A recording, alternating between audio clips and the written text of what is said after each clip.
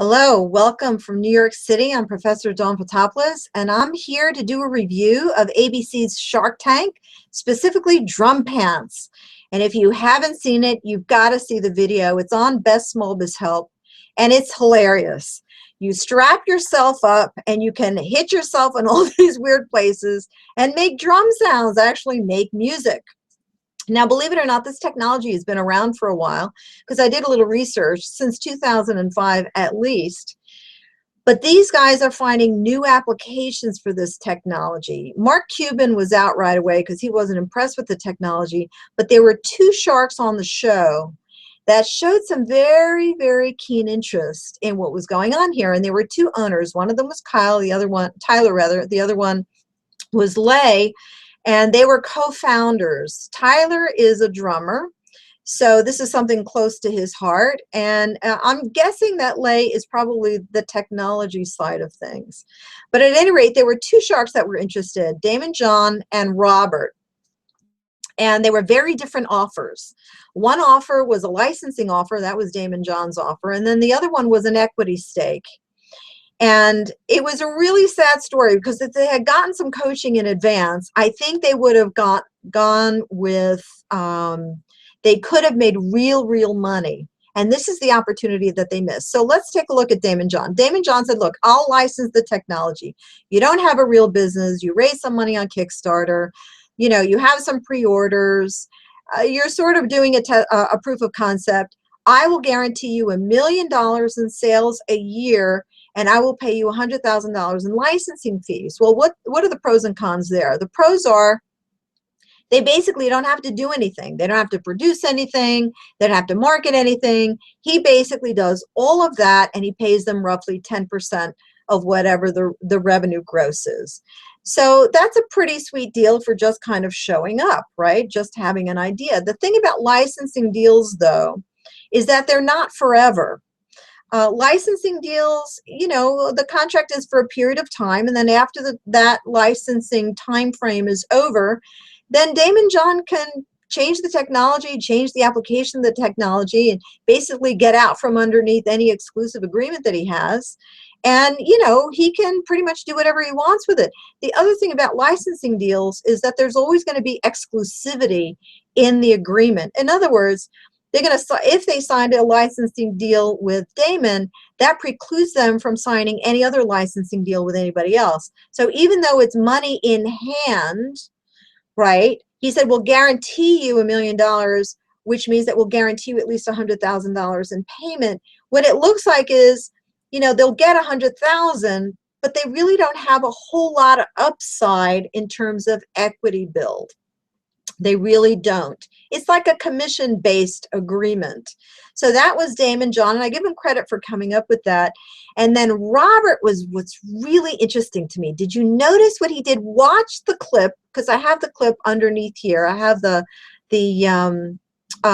link underneath here, but watch what he does. As he sees the demonstration, he kind of leans in, and then he goes, this is really interesting. You don't really have a real business here. However, I think there are some interesting things we can do with this technology.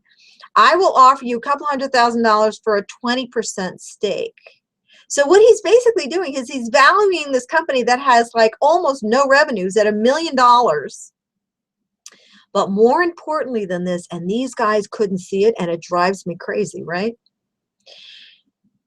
This guy, Robert Herjavec, has a cybersecurity company that's worth billions of dollars. Now, how much you want to bet that the people that work for him are probably the best technologists on planet Earth, because they're fighting cyber wars with some of the best hackers in the world, from North Korea and China and who knows where they're coming from.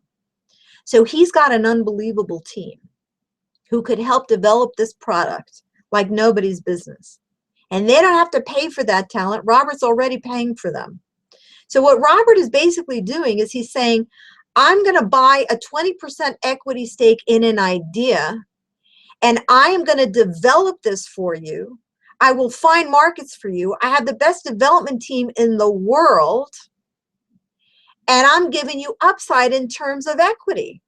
He wouldn't give a 20%, he wouldn't buy a 20% stake unless he was convinced that this was at least a $20 million business, right? Because he wants a 20-fold return. So a 10-fold return would be 2 million, a 20-fold return would be 20 million. And I promise you, in his mind's eye, that's the way he's thinking. So it was very interesting when Tyler and Lay, you know, finally fought for the right to have a little offside conversation, which they did. That was a very telling conversation, because Tyler says, well, Damon's offering us money right away, and he's like all glazed over with the money. And Lay said, I don't think licensing is the way to go. And my money's on her, because she was right. It was not the way to go. Not if they cared about long-term upside potential. Robert was the best deal. They missed at least a $20 million upside opportunity. They missed an opportunity to work with the best developers in the world. And they missed getting an unbelievable return on investment, which is really unfortunate. But they really do have something. And I hope they watch this video. I hope you watch this video too, because it is really about knowing your numbers and knowing the full value of the deal that you're being offered. So if you're pitching your business, you got to know your numbers. And I'm the author of Accounting for the Number Phobic, a survival guide for small business owners. I encourage you to buy the book, and here it is, Accounting for the Number Phobic. You can buy it on Amazon. I'm Professor Dawn Fotopoulos. Great to be with you. And next week, I'm going to be working with Scott Barron, who's a very successful entrepreneur. And we're going to be talking about the next Shark Tank next week.